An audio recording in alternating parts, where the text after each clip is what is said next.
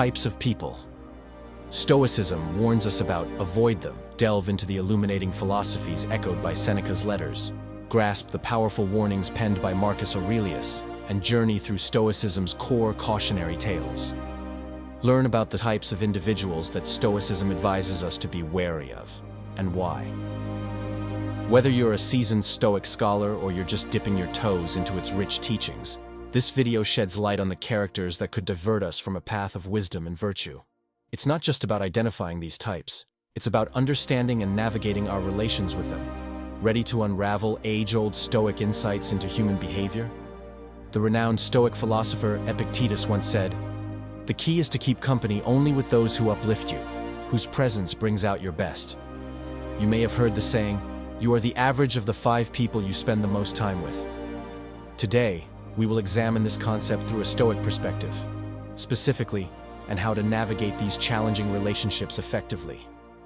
Before we begin, I would greatly appreciate it if you could like this video, as it helps me continue spreading the teachings of Stoic philosophy. And if you haven't yet subscribed, consider doing so and enabling notifications so you never miss a video. Type number 1, the complainer. We all know someone, a friend, a relative, or a colleague, who always finds something to criticize. Whether it's the weather, their job, or even their meal at a popular restaurant, they seize every chance to voice dissatisfaction. You might think, why should this affect me? I can just ignore them. But in reality, persistent exposure to negativity is draining. It's like a slow leak in a reservoir, gradually depleting your emotional energy.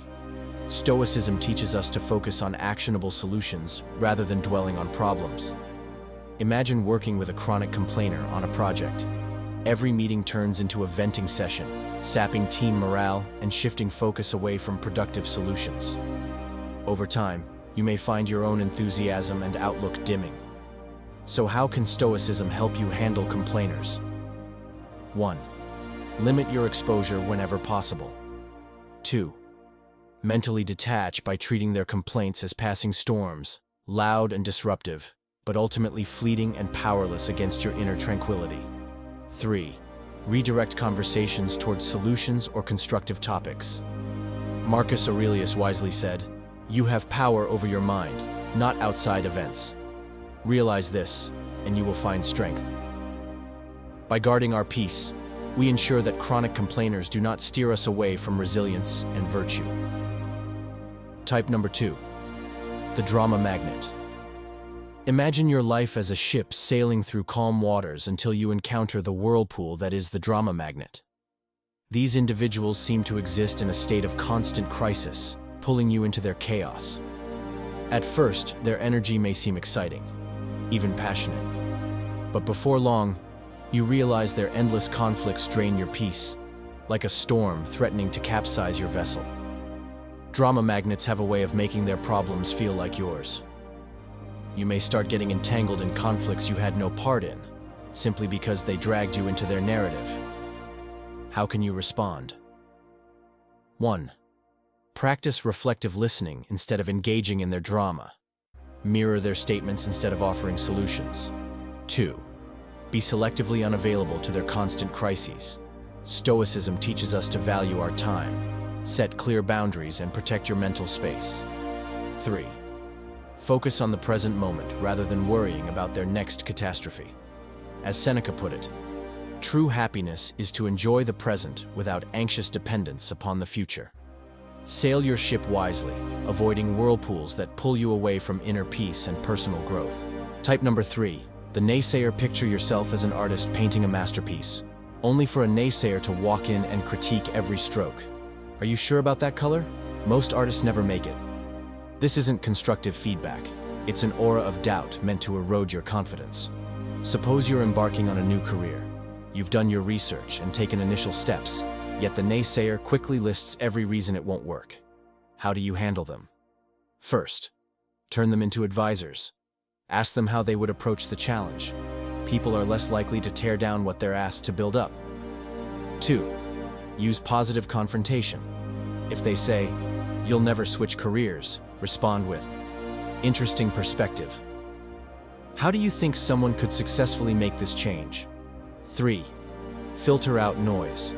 As Epictetus said, "We have 2 ears and 1 mouth so that we can listen twice as much as we speak. Take in only what serves you. Continue painting your life with vibrant strokes.